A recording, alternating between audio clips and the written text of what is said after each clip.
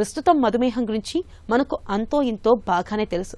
ఇదొకసారి వచ్చిందంటే పూర్తిగా నయమయ్యే సమస్య కాదని, మందులు, జీవనశైలి మార్పులతో దీన్ని అదుపులో ఉంచుకోవడం తప్పించి మరో మార్గం లేదని తెలుసు. రక్తంలో గ్లూకోజ్ అదుపు తప్పితే చూపు మందగించడం, నాడులు దెబ్బతినడం, పాదాల మీద పుండ్లు, ఇలా ఎన్నో రకాల అనార్థాలు వచ్చి పడతాయని కూడా తెలుసు. పరీక్షల్లో మధుమేహం బయటపడిన వెంటనే మందులు మొదలు పెట్టకుండా ఆలస్యం చేస్తున్నారు. అసలు మందులు అక్కర్లేదని కీటో, లో కార్బ్ డైట్, ఇంటర్మీడియట్ ఫాస్టింగ్తో మధుమేహాన్ని చక్కగా అదుపు చేయొచ్చని నమ్ముతున్నారు. అలాగే HbA1c విలువలు కూడా సహేతుకంగా లేవనే వాదనలు కూడా ఉన్నాయి. అసలు ఈ నమ్మకాలు, వాదనలో నిజమంతా? మధుమేహం గురించిన ఆసక్తికరమైన విషయాల గురించి డాక్టర్ని అడిగి ఇప్పుడు తెలుసుకుందాం.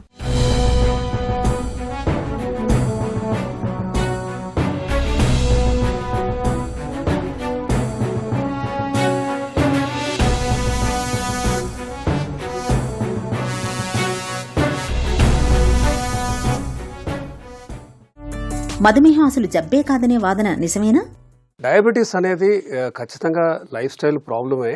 ఇదొక డిజార్డర్ కూడా.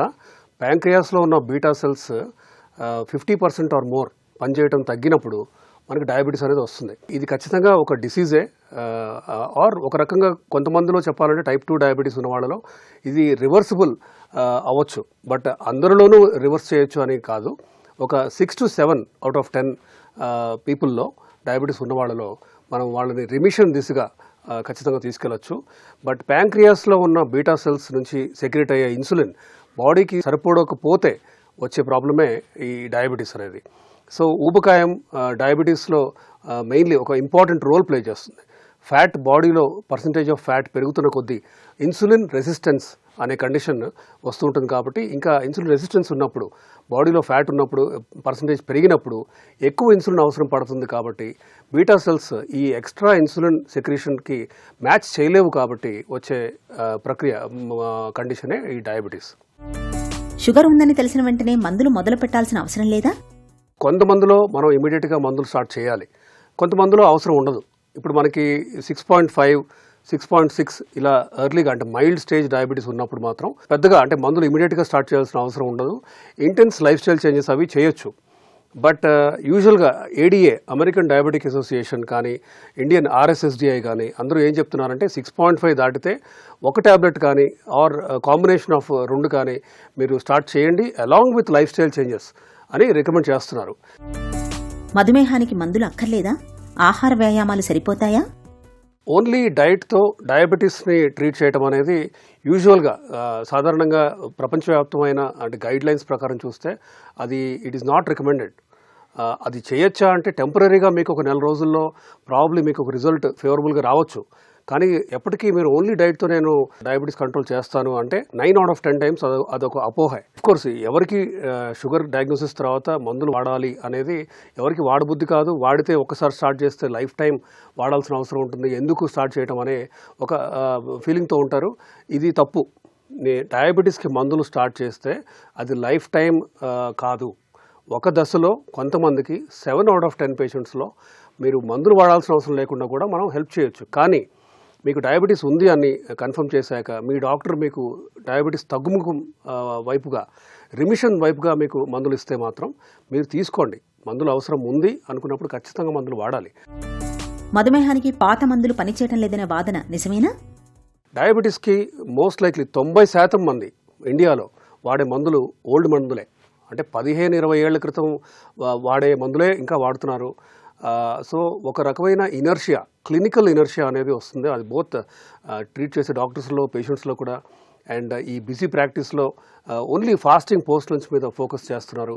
అండ్ ఇది ఒక రకమైన అన్హెల్దీ ట్రెండ్. మంచి రకాల మందులు అందుబాటులో ఉన్నప్పుడు మీరు ఈ 4th లైన్ మందులు ఎందుకు వాడాలి అని ADA కూడా ప్రశ్నిస్తుంది. హార్ట్ అటాక్ రాకుండా, కిడ్నీ డిసీజ్ రాకుండా, బాడీలో కొలెస్ట్రాల్ తగ్గే విధంగా, టోటల్ బరువు తగ్గే విధంగా ఇవి హెల్ప్ చేస్తున్నాయా అంటే లేదు. కాబట్టి వీటి వాడకాన్ని మనం తగ్గించి, ఈ పాత క్లాస్ ఆఫ్ మందుల వాడకం తగ్గించి GLP-1 receptor against and SGLT inhibitors and of course ఈ కాస్ట్లీ మందులు ఒకవేళ ఎఫోర్డ్ చేయలేకపోతే గ్లిప్టిన్స్ ఉన్నాయి, మెట్ఫార్మిన్ ఉంది, ఏకార్బోస్ ఉంది, ఇట్లా రకరకాల మంచి క్లాసెస్ ఆఫ్ మందులు అందుబాటులో ఉన్నాయి. ADA రికమెండేషన్లో 1st లైన్ 2nd లైన్లో ఉన్న మందులే మనం వాడాలి. షుగర్ జబ్బుకు కొత్తగా వచ్చిన GLP మందుల ప్రత్యేకతలేంటి? GLP-1 క్లాస్లో ఉండే ముఖ్యమైన మందులు సెమాగ్లూటైడ్, లిరాగ్లూటైడ్, టెర్జపటైడ్, డ్యూలాగ్లూటైడ్. ఈ మందులు వాడితే మనకి షుగర్ కంట్రోల్తో పాటు హార్ట్ అటాక్ రాకుండా 20%, 30% వరకు మనం తగ్గించుకోగలం రిస్క్ని. అలాగే కిడ్నీ డిసీజ్ రాకుండా కూడా తగ్గించుకోగలం. టోటల్ బాడీ ఫ్యాట్ తగ్గించుకోగలం. మనం కనుక టోటల్ బాడీలో ఉండాల్సిన ఫ్యాట్ మోతాదుని తగ్గించుకోగలిగితే ఇన్సులిన్ వాడకాన్ని మనం 70% తగ్గించుకోవచ్చు. ఇన్ఫ్యాక్ట్ కొంతమందిలో ఇన్సులిన్ ఆపగలగచ్చు. మధుమేహాన్ని నిర్ధారించే A1C పరీక్ష విలువలు సహేతుకంగా లేవనే వాదన సరైందేనా? HbA1c 5.7 దాటితే ప్రీ డయాబెటీస్ అని, 6.5 దాటితే డయాబెటీస్ అని మనందరికీ తెలిసిన విషయమే అది. అయితే ఎస్, ఈ గైడ్ లైన్స్ కానీ ఈ కట్ ఆఫ్స్ కానీ ఈ మధ్యకాలంలో గత 8-10 ఏళ్లలో స్ట్రింజెంట్గా ఉన్నాయి. ఇంతకుముందు అంత స్ట్రింజెంట్గా లేవు. ఇన్ఫాక్ట్ 7 వరకు పర్వాలేదు అని ఒక రకమైన అది ల్యాక్స్ రికమెండేషన్ ఉండేది. కానీ 5.7 HbA1c దాటిన తర్వాత ఇండైరెక్ట్గా ఆర్ డైరెక్ట్గా కిడ్నీ అండ్ హార్ట్ మీద ఒత్తిడి పడుతుంది. ప్రీ డయాబెటిక్ పేషెంట్స్ వీళ్ళకి నాన్ డయాబెటిక్ పేషెంట్స్తో కంపేర్ చేస్తే, అంటే షుగర్ లేని వాళ్ళు 5.7 కంటే తక్కువ ఉన్న వాళ్ళతో కంపేర్ చేస్తే స్టడీస్ చేశారు కొన్ని వేల మంది మీద. ప్రీ డయాబెటిస్ మాత్రమే ఉంది, వీళ్ళు ఇంకా డయాబెటిక్ పేషెంట్స్ కాలేదు. So pre diabetic patients are at a higher risk of heart attack, kidney disease, cholesterol బాగా పెరిగి పక్షవాతం వచ్చే రిస్క్ అని ఒక కనీసం 4-5 స్టడీస్, మేజర్ స్టడీస్లో వేల మంది మీద ప్రూఫ్ బియాండ్ డౌట్ ప్రూవ్ అయింది. కాబట్టి మీరు ఎంత క్లోజ్ టు 5.7 HbA1c ఉంచితే అంత మంచిది. కీటో, లో కార్బో డైట్తో మధుమేహం అదుపులోకి వస్తుందా? కీటో డైట్లో ఆయిల్ రిచ్ కానీ, లేదంటే ఓన్లీ ప్రోటీన్ తీసుకోవటం కానీ, ఫ్యాట్ రిచ్ డైట్ కానీ తీసుకోమని రికమెండేషన్స్ ఉంటుంటాయి. బట్ అది అంటే వాటి ఎఫెక్ట్స్ని మేము చూసాం క్లినికల్గా. ఇన్ఫ్యాక్ట్ లిపిడ్ ప్రొఫైల్ పారామీటర్స్ బాగా 3 times 4 times ట్రైగ్లిజరైడ్స్ పెరగటం లాంటివి చూసాం. And this is not a sustained diet. అంటే ఈ డైట్ మనం ఎప్పటికీ లైఫ్ లాంగ్ తీసుకోలేము. అండ్ ఫైబర్ బాగా తగ్గిపోతుంది కాబట్టి కాన్స్టిపేషన్ కానీ రకరకాల ఇష్యూస్ రావచ్చు. మీకు టెంపరీగా you may get some weight loss. ఒక 6 కేజీలు 5 కేజీలు అలా మీరు తగ్గొచ్చేమో. కానీ అదే తగ్గిన ఎంతైతే తగ్గారో అంతే వేగంగా ఆ అమౌంట్ ఆఫ్ వెయిట్ లాస్ కూడా మీరు రీగెయిన్ కూడా చేయొచ్చు. కార్బ్ ఇంటేక్ కనుక తగ్గించుకుంటూ, అంటే ఈ సింపుల్ కార్బ్స్ ఎస్పెషల్లీ అది పాలిష్డ్ వైట్ రైస్ అవ్వచ్చు, దెన్ మైదా కానీ ఇవన్నీ కూడా కంప్లీట్గా అవాయిడ్ చేస్తూ తీసుకుంటే కాంప్లెక్స్ కార్బోహైడ్రేట్స్ మల్టీగ్రెయిన్తో ఉన్న అన్పాలిష్డ్ ఆర్ రైస్ అవ్వచ్చు, మల్టీగ్రెయిన్ రోటీ అవ్వచ్చు, ఆయిల్ లేకుండా పుల్కా లాగా. But carb intake overall per day మీకు బాడీకి కావాల్సిన క్యాలరీస్ని కార్బోహైడ్రేట్ నుంచి వచ్చే పర్సంటేజ్ని మీరు తగ్గించుకుని ప్లాంట్ ప్రోటీన్ నుంచి పెంచుకుంటూ, then of course carbs and fat బాగా తగ్గించుకొని ప్లాంట్ ప్రోటీన్ అండ్ ఫైబర్ పెంచుకుంటే మీకు మంచి షుగర్ కంట్రోల్ రావచ్చు. కానీ ఓన్లీ దీంతో సరిపోతుందా, మందులు అవసరం లేదా అంటే మోస్ట్ లైక్లీ మందులు అవసరం ఉంటుంది. మధుమేహులకు ఇంటర్మిటెంట్ ఫాస్టింగ్ మేలు చేస్తుందా? యూజువల్గా ఇంటర్మిటెంట్ ఫాస్టింగ్ అనేది we don't recommend. Full blown diabetic ఉన్నప్పుడు మీరు ఖచ్చితంగా చేయకూడదు. ఎందుకంటే బాడీని ఒక స్ట్రెస్లోకి నెడుతుంది, కార్టిసాల్ లెవెల్స్ పెరుగుతాయి, షుగర్ లెవెల్స్ పడిపోవటం మీరు వాడే మందుల వల్ల అవ్వచ్చు, షుగర్ లెవెల్స్ పడే రిస్క్ పెరుగుతుంది. కాబట్టి intermittent fasting is not for severe diabetics. Only mild ఇప్పుడిప్పుడే డయాగ్నోస్ అయిన డయాబెటిక్ అవ్వచ్చు, లేదంటే ప్రీ డయాబెటిక్ వాళ్ళలో ఇంటర్మిటెంట్ ఫాస్టింగ్ మే హెల్ప్.